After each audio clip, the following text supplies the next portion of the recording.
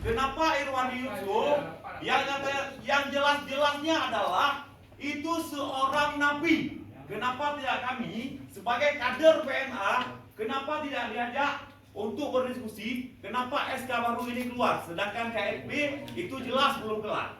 Kami menganggap Kemenkumham Aceh itu jelas-jelas telah disogok dan berkhianat terhadap partai PNA dan mendukung sebelah pihak tanpa mengajak pihak kami yang bahwasanya untuk duduk bagaimana kita bawa arah PNA ini ke arah yang lebih baik. Jadi kami anggap acara hari ini itu tidak legal atau ilegal. Dan kami di sini menuntut yang bahwasanya semua hadirin di sini tolong keluar dan acara ini dibubarkan. Terima kasih.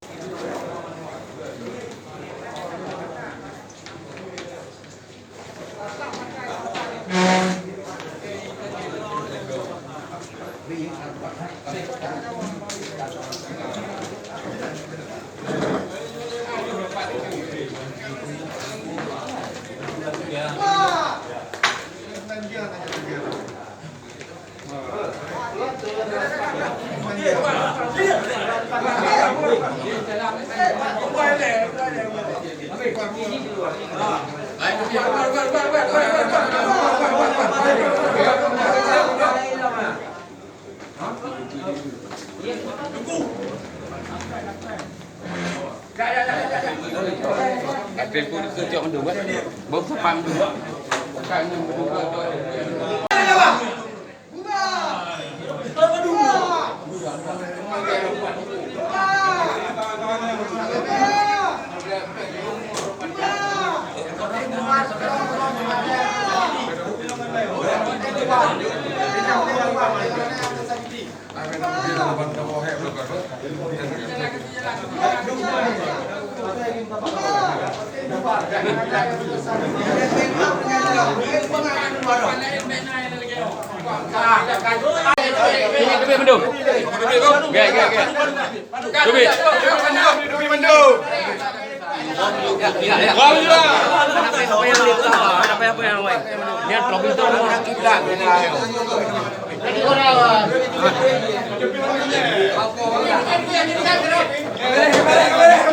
Ini opres 15 menit.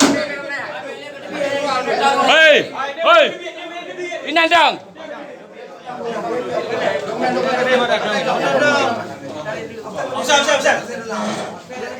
Absen, cok absen dulu.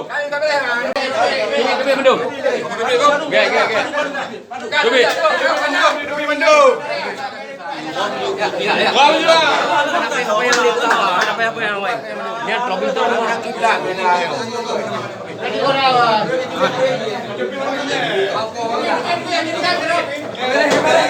Ini opres 15 menit.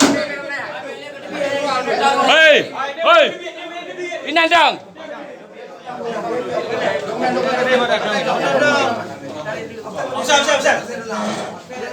Absen, cok absen dulu.